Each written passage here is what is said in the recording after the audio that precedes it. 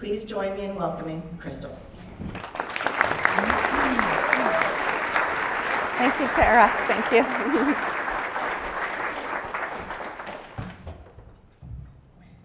Good morning, everyone. I live in the US and I flew in on Tuesday.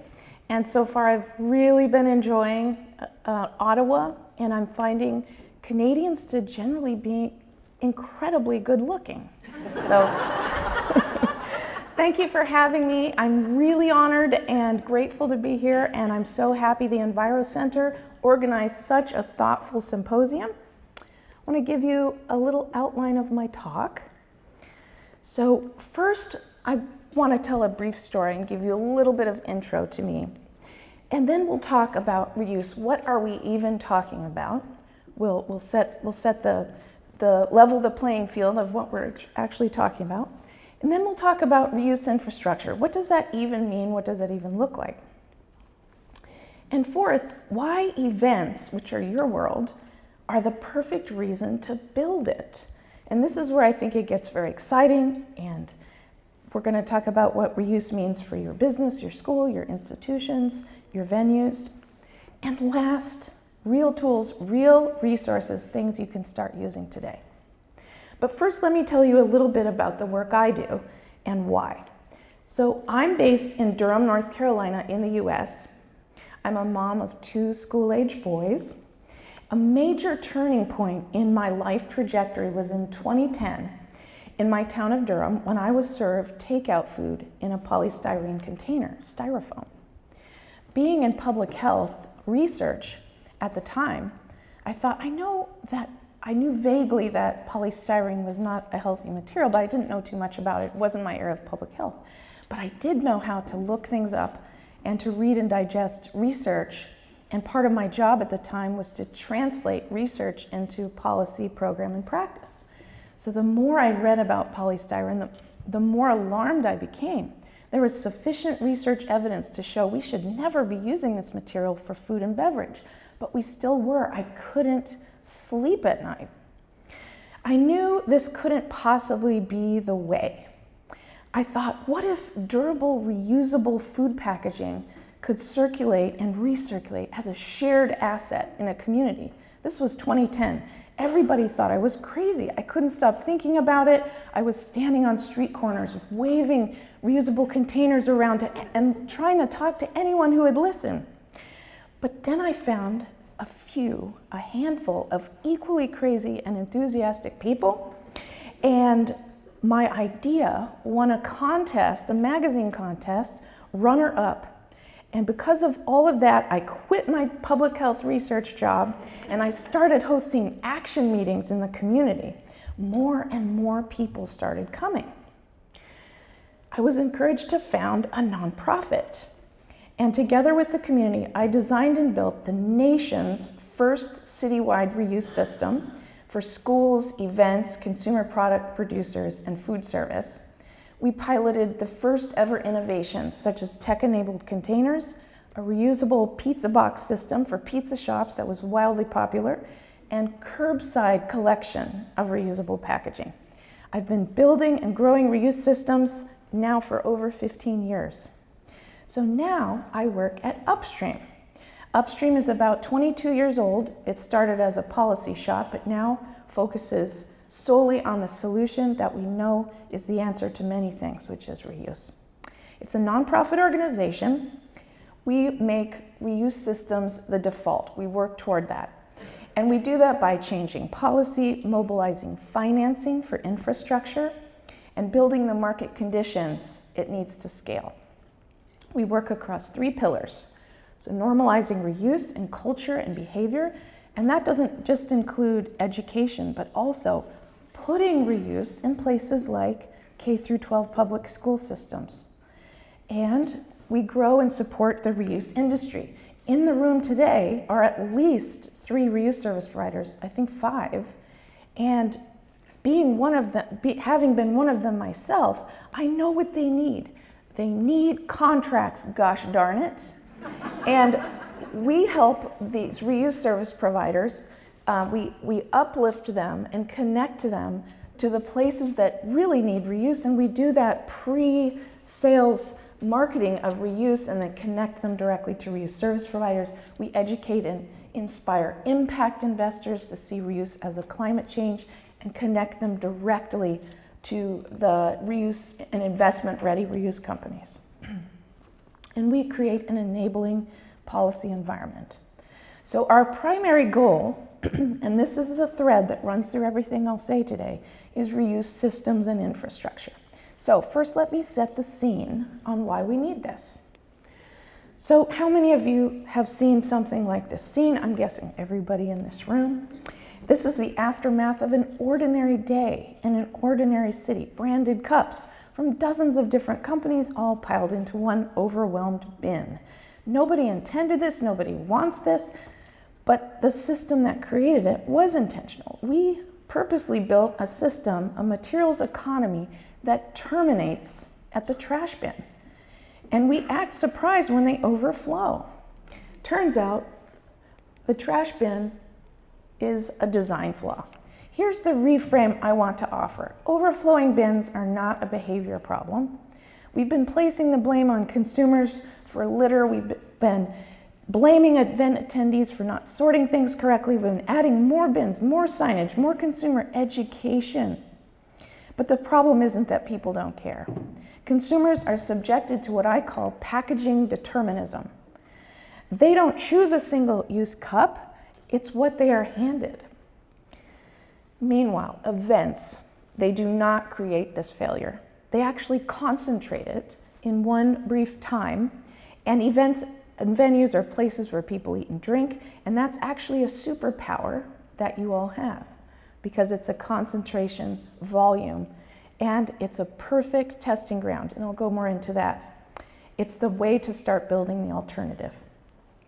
So the infrastructure that we built for waste is backed by long established, widespread, massive physical infrastructure. If you look at what has been invested in every region or city of North America, it has landfills, transfer stations, dumpsters, material recovery facilities like recycling facilities, fleets of collection trucks. We've spent decades and billions of dollars on infrastructure that manages the end of a product's life. That infrastructure is what makes disposability the default. It's not that throwing away things is natural. It's that it's the path of least resistance because it's the only path we've ever paved. The path, the landfill, is wide, it's well paved, it's well established, it's linear, and most of our waste ends up here. This path, recycling, exists but has limitations, as we all know. Material comes into a MRF, or recycling facility, to be sorted. Some of it goes to the landfill. Some of it gets munched up and baled and sold to buyers on a volatile materials marketplace, so they can make more items and sell them back to us. And this path, reuse, that we want to talk about, is at this stage underfunded and undersized. And that's an infrastructure gap. It's a demand gap, but more importantly, we're competing with these highly subsidized industries of waste and recycling that billions and billions of dollars go into.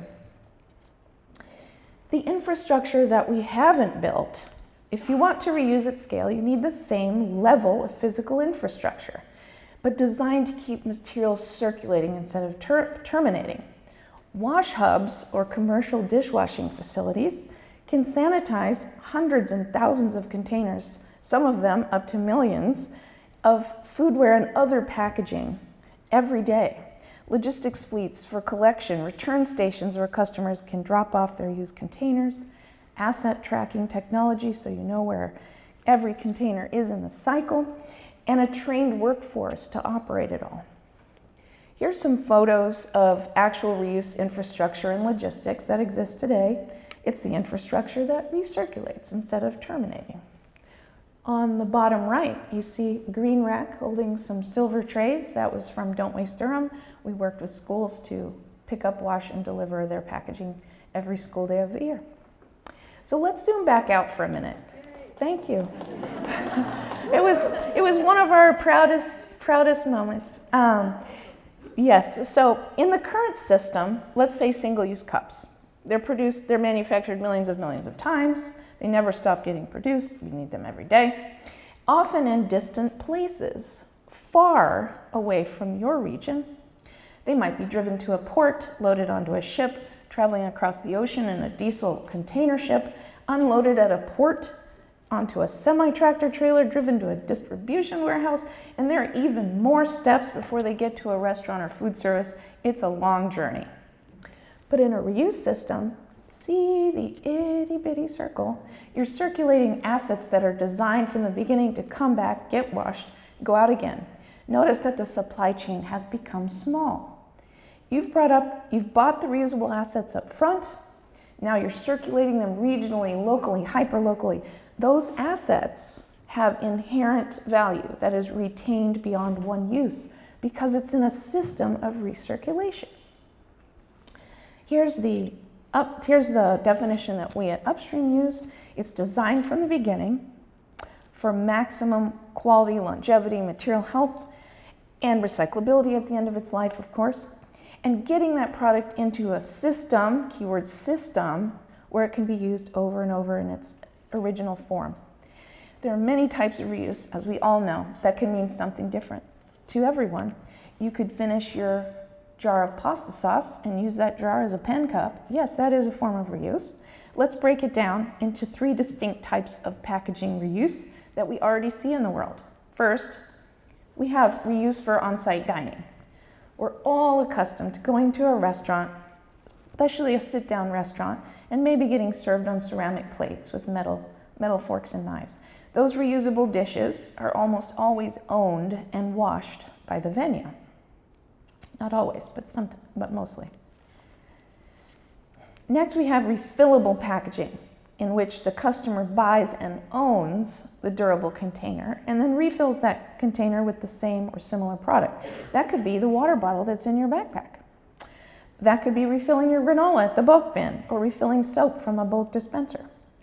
And the third type, which is my favorite, is the returnable reusable packaging, keyword returnable. A familiar example of this from our past is the returnable milk bottle. Why did those milk companies do it? Because it saved them money and it just made sense. Another is reusable cup programs that are taking off in sports and entertainment venues.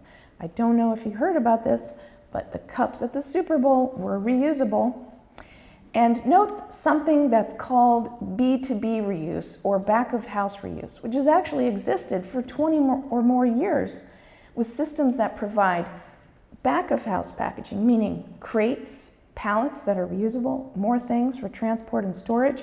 All of these examples are recirculation, and the used packaging comes back to a producer or a retailer to be used again. So there is a perception that single use is cheaper. We know that picking up dishes for washing is more expensive currently than just buying a pallet of styrofoam plates for your next event.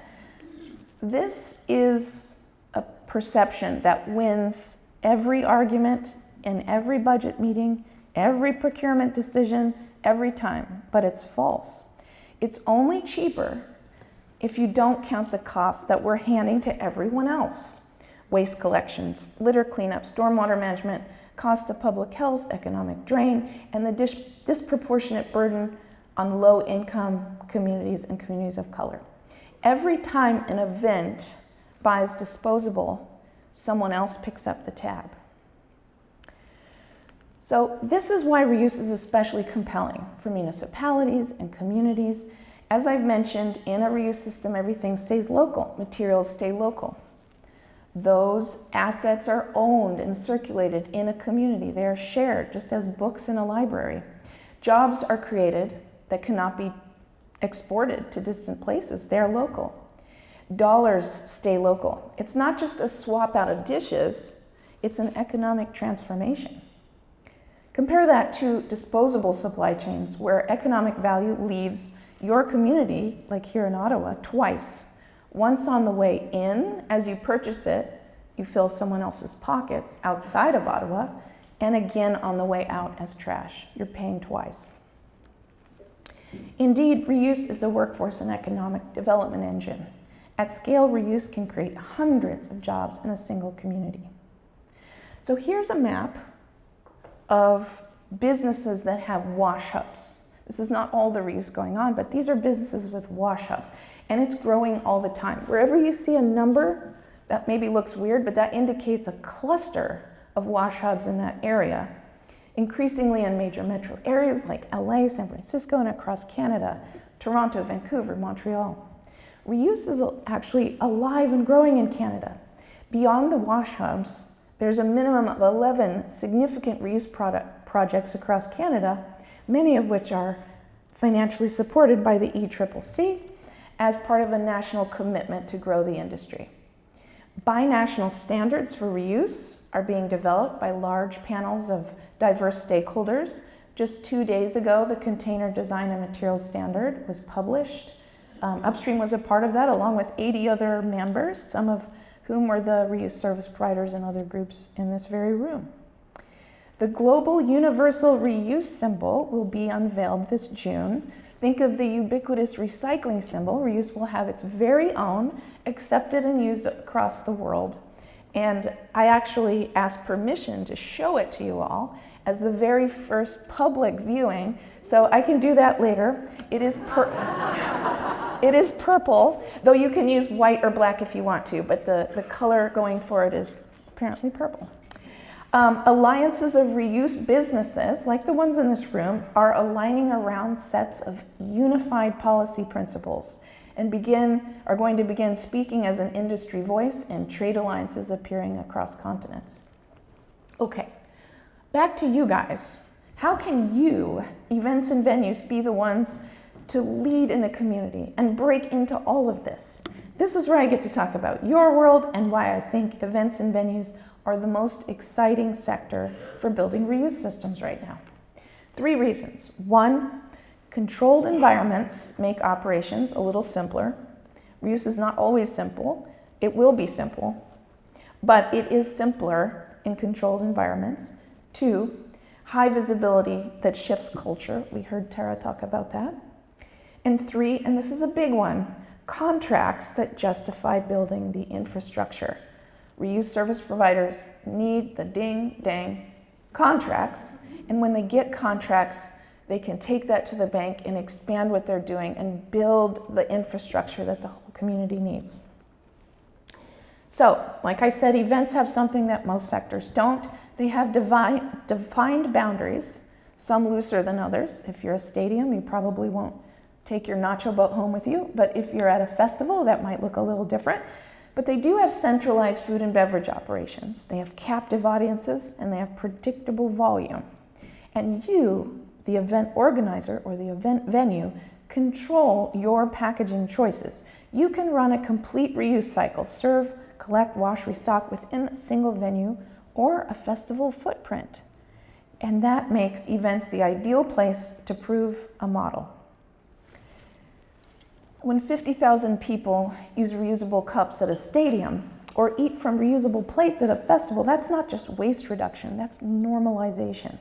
Fans and visitors experience reuse as normal or even premium, and they carry that expectation home with them. They go to a restaurant the next week and think, why am I drinking from a disposable cup? Events shape what people think is possible. Very, very close to what Tara was talking about.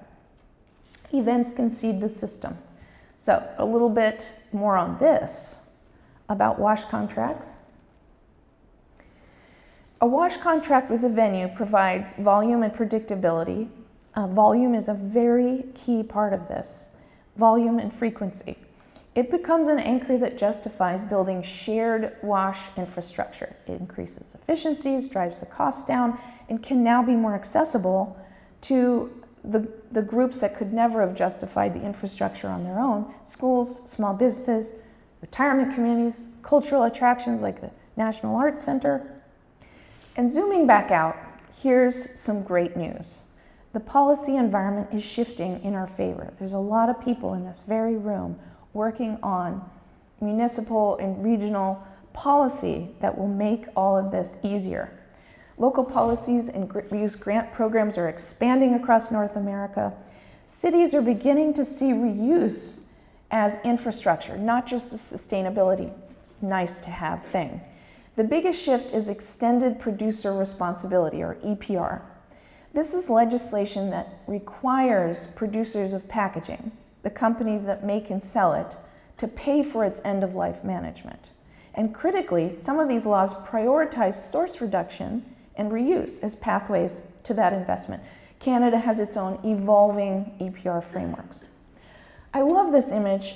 I made it because it captures exactly what EPR does. For decades, the scales have been tipped in favor of disposables because we externalize all the costs, as I mentioned earlier.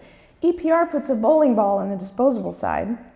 It makes producers pay for the true cost of that packaging, which suddenly makes reusable alternatives much more competitive. Imagine how that will change the whole market. In California, this is an example I'm super proud of, their new EPR law requires producers to pay into this entity called Circular Action Alliance. And they're beholden by the state to invest in reuse. Now, they don't know what they're doing. So that's where Upstream comes in. Upstream's working with the city of Los Angeles to create a municipal financing model that leverages the fact that EPR funds will be coming in later in 2028 when producers have to start paying. It leverages that so they can take a forward funding commitment to the bank and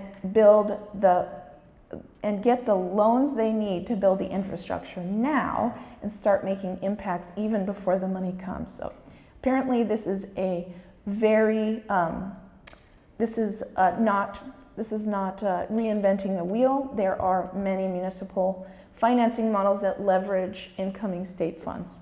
So we are putting all of this together thanks to our municipal finance friends and city attorneys.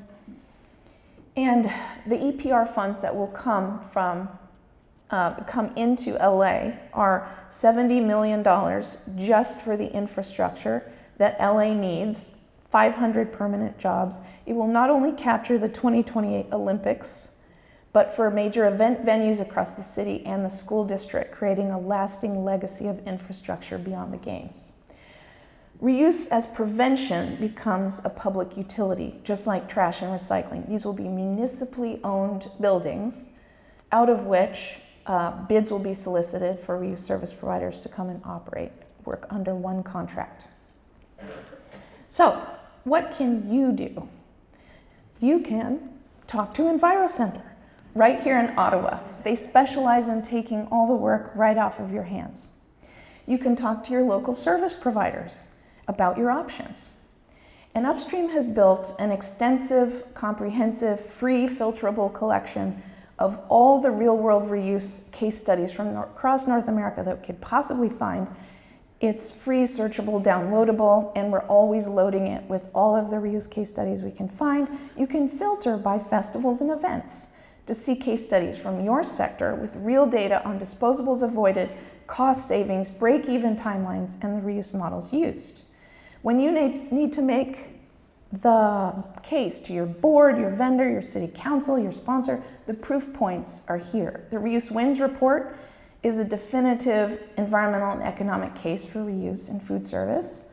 If you need receipts, you can start there. The Reuse Playbook for Sports Entertainment is a new resource for the stadium, arena, high volume, large venue world. Upstream also has a template RFP that we've developed for events, event venues, that you can use to solicit bids for reuse service. You don't have to write it from scratch. These are just a few of the wonderful reuse service providers in Canada alone. And you don't have to do any of this alone. Upstream facilitates the North American community of practice, we call it the Reuse Solutions Network, with over 1,000 activists, municipal government leaders, reuse companies, sharing and supporting one another. So schools. Schools right here in Ottawa are institutions ripe for reuse. I've just heard that given this past fall, recycling in schools is no longer available. This is very sad, but provides a great opportunity. In-house washing could be created. It is not outside the realm of possibility. Think grants or local bonds for dishwashing. Washing can also be outsourced if needed. Pick up, wash, and deliver is not reinventing engineering. It is washing dishes. There's no end to the reasons why schools can benefit from reuse. A teacher once told me that using disposables in schools was causing moral harm to her students because they were learning in the classroom that they should protect the earth and reuse and reduce, but then they would go to the cafeteria every day. And it's affecting their internal development of sense of integrity and trust in adults. We want to affirm the same values in the cafeteria that we're teaching in the classroom.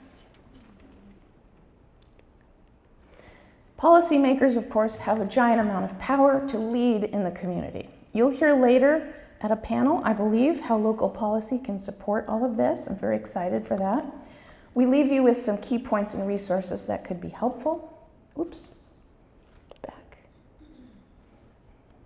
Chart Reuse is Upstream's reporting tool for measuring the real impact of investment in reuse. Governments and funders use it to answer a critical question: is our investment worth it? We just worked with the city of Eugene, Oregon, in using it for their reuse grant program, which they just completed. They wanted to know, was our investment worth it? And how much impact did we actually have with our grant program? The methodologies and assumptions in Chart Reuse are completely transparent. A lot of times people won't share with you what their assumptions are or how they came to their calculations. You click ours and you can see all of them. And they've been verified by a national laboratory. We've published guidance for governments to start their own reuse grant program. So I want to sidebar to address something that I know is on a lot of minds in this room.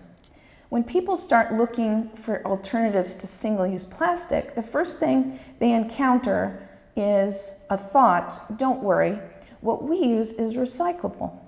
Or don't worry, we're using compostable, so it'll just break down.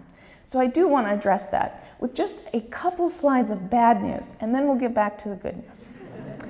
So let me be direct about this, because I think it's really important for any audience to hear. I never leave a room without making sure that everybody knows some of the realities and the things that need to change. So recycling. It was a great idea. It's not the whole solution. Recycling is an energy-intensive, resource-intensive, fundamentally linear solution, and if it works perfectly, and it usually doesn't. 84% of plastic packaging in Canada, it never gets recycled. And aluminum, which is recycling's best story because it's infinitely recyclable, that sounds awesome, loses 30% of its cans to landfill every single cycle, so that compounds. Canada, I've also heard, moved away from the reuse system for beer. I don't know if that's exactly true, but refillable bottles that had a 95% return rate. The country moved away from that. From 2009 to 2017, the market share for beer in refillable bottles dropped from 59% to 30%, largely replaced by cans. So Canada replaced a system that worked with one that unfortunately loses a third of its material every cycle. So that's not really progress, that's actually regression. Okay, compostable. This one's especially important because it's being heavily marketed right now as a sustainable alternative, particularly to venues, event operators, and food service companies. Here's what you need to know. Most compostable packaging ends up in landfills. Why? Because composting infrastructure isn't robust enough and doesn't even exist in a lot of communities. I should note, here in Ottawa is not enough infrastructure to do what we need to do. We're going to keep working on that. But in the meantime, we need to know that even when composting infrastructure is there, did you know that most composting facilities won't accept compostable packaging? Or they accept it, but they really don't like it. It doesn't break down fast enough, it contaminates their feedstock. These facilities were built to process food scraps and yard waste in a matter of days. Compostable packaging can take longer, weeks, maybe months, if it breaks down at all. And that's because the so-called compostable packaging is so heavily processed, it's so far from ever having been a plant, it has no additive nutritive value to the soil. Now, let's say compostable packaging ends up in the landfill. Oh, it's fine, it's just going to break down, right? Well, yes, it does break down, but it breaks down anaerobically, which means without oxygen. So if you've seen a composting pile, you know it needs to be turned. Why? Because it needs oxygen. In landfills, that doesn't really happen. When organic matter breaks down anaerobically, meaning without oxygen, it produces methane, a greenhouse gas far more potent than CO2. In fact, organics in landfills are one of the top drivers of global climate change. It also takes more to manufacture a compostable, and it is still a single-use item. Most compostable packaging still contains PFAS. It's a fancy term for basically forever chemicals, which also means you're putting toxic substances just into people's bodies, but into the composting stream and ultimately into the soil and our food systems. So one more bad news slide, and I promise I'll get off of it. Okay, so I want to stay on this topic of compostables for just a minute because I've seen something very concerning that's happening in our industry. Last year I attended an amazing summit hosted by the Green Sports Alliance. The majority of the companies in the exhibition hall, you know, the place where they have tables and people are selling stuff, the majority of the companies, I counted, were selling compostable foodware. Event management companies, sports teams, venue operators, those were the people who were their customers. And many of the same types of people in this room. Here's my concern. These companies are selling a greenwashed version of the same single-use model. The marketing is incredibly compelling. Sometimes those things are brown, and that must be sustainable, right? Or they have a green leaf symbol on it. That makes us feel much better. But a compostable cup that ends up in the landfill is not meaningfully different from a plastic cup that ends in the landfill. The only thing that's changed is the label. So compostables aren't solving the infrastructure problem I'm talking about. They're not contributing to change. They reinforce the status quo. Every dollar spent on compostable serviceware is a dollar not invested in reuse, and that would eliminate the need for single use altogether. The real question is not, what's the best material for my disposable cup? That's not the question. The question is, why am I using a disposable cup at all? For venues that are currently using compostables, and I know some of you are, I'm not here to shame anyone. I'm here to say that means you're ready for the next step. You've already demonstrated that you care about environmental impact. The question is whether to keep investing in that single-use choice that has better marketing, or to invest in infrastructure that makes reuse the default. And economics actually do favor the switch, especially for on-site dining. It saves money 100% of the time. So you've got two paths. You can build wash capacity in-house. You could install a dishwasher. You could hire someone to do the scrubbing, or you could partner with a reuse service provider who handles it for you. They love washing dishes. It's their business. Yes, we know that means operational change, but at the end of the day, we're talking about washing dishes, not rocket science. So back to the good news. For advocates and community groups, we can recommend some tools for change. As advocates know, well, we have the Reuse Case Study Explorer, which I mentioned. We have the Reuse Wins report, which is one of our seminal reports. I hope you'll check it out. And then we also put together a series of how communities can actually leverage grant funding, both private and public funding. So, as advocates now, you don't have to wait for policymakers to do the right thing. You can take action now. As an example of a feasible systemic action in the community, I want to show you something that my previous organization built and still operates today. It could be inspiring, it is to me. Boomerang Bag is a reuse system created in 2020, and it involves thousands of volunteer sewn bags from donated textiles. So t-shirts and curtains and textiles destined for the landfill. They are sewn 4 times a month in a little studio factory, and they're delivered directly to 2 grocery stores in disadvantaged neighborhoods. They are dispensed for free directly at checkout. People can keep them if they want to, or they can toss them in a bin to be washed and brought back to the grocery store. So this is, as you can imagine, very different from a program that just gives out bags. That's lovely too, but don't we all have too many reusable bags in our closet? And what we really need is to not even have to think about bringing a reusable bag. What if it was just part of the story? There's some beautiful bags that we have, all different, but they have the same branding. Yeah, they're cute. So to bring it home and sum all this up, the reuse economy makes sense in every dimension, and actually it doesn't matter what side of the political spectrum that you're on. There's something for everyone. Let's take a look.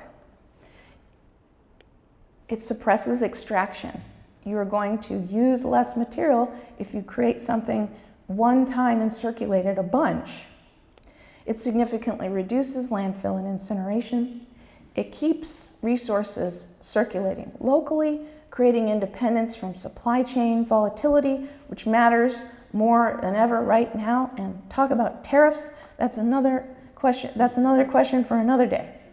It slows global climate change, and it builds resilience in communities that are already facing global climate change.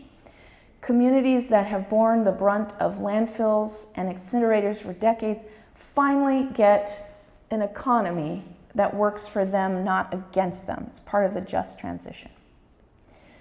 So, last slide. Before I close, I want to talk about something deeper from the heart, deeper than systems and infrastructure. Research consistently shows that people are happiest when they feel connected, when they're part of something bigger than themselves. Reuse does that. Every reusable item has a story. It's washed by someone, it's used by someone last week, and will be used by someone next week.